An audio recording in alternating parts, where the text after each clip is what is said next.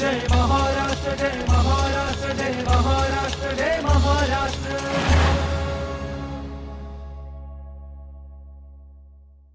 Sir, विशेष सखोल पुनरीक्षणामध्ये जसं मतदार आहेत किंवा नागरिक आहेत ते असो किंवा मग राजकीय पक्ष आहेत स्थानिक स्तरावर, तर त्यांनी सुद्धा आपली भूमिका यामध्ये कशी बजावली पाहिजे?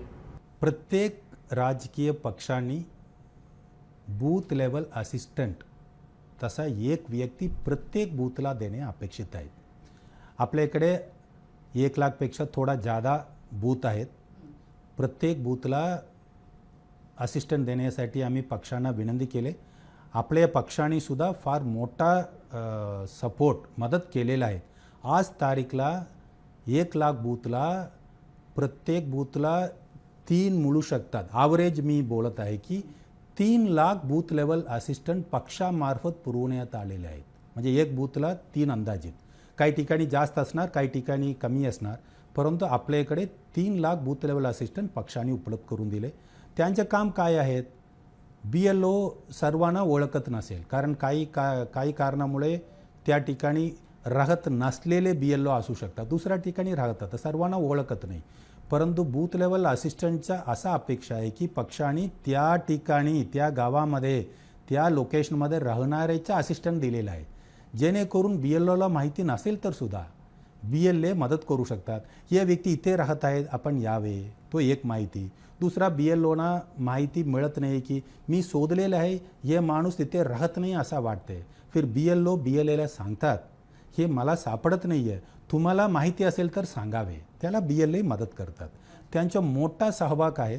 त्यापेक्षा महत्त्वाचं सांगतो की या प्रक्रिया झाल्यानंतर आम्ही प्रारूप यादी प्रसिद्धी करणार आहेत। त्या वेळामध्ये कुणाचं नाव सध्या यादीमध्ये आहे आणि प्रारूप यादीमध्ये नाही, त्या यादी आम्ही BLAला पक्षाच्या प्रतिनिधीला उपलब्ध करून देणार आणि त्यांना सांगणार यांचं नाव हे ASDD कारणामुळे वगळलेलं आहेत, आपल्याला माहिती असेल तर सांगावे, जेणेकरून फायनल यादीमध्ये आपण दुरुस्ती करू शकतो। हे मोठा कायदेशीरपणे कामसुद्धा त्यांच्यामार्फत करून घेणार आहे। आता नागरिकांच्या बाबत मी विनंती करतो, मेनली अर्बन एरियामध्ये सर्वांनी BLOचा आय कार्ड पाहून त्यांना मदत करावे, आपल्या माहिती भरावे, आजच्या माहिती भरावे। तसेच जुलवणीच्या माहिती आपण यापूर्वी काढून ठेवला असेल तर ग्रामीण भागामध्ये BLOला फार त्रास होत नाही आहे, कारण त्या ठिकाणीच राहतात, म्हणजे मॅपिंग जुळवणी करणे सोपं आहे।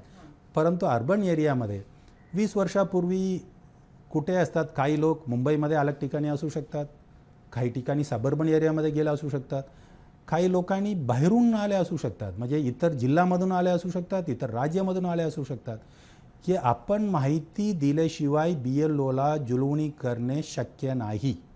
म्हणून आपण माहिती काढून ठेवावे, त्यांना मदत करावे आणि BLOला व्यवस्थित ट्रीटमेंट द्यावे। ते त्यांनी प्रत्येक BLOनी 1000 ते 1200 मतदारांच्या माहिती गोळा करायचं, ते आपण मदत करावे, पूर्ण माहिती भरून सही करून द्यावे, एक प्रत आपल्याकडे ठेवावे, एवढं आपल्याला विनंती आहे। जय महाराष्ट्र जय महाराष्ट्र जय महाराष्ट्र जय महाराष्ट्र।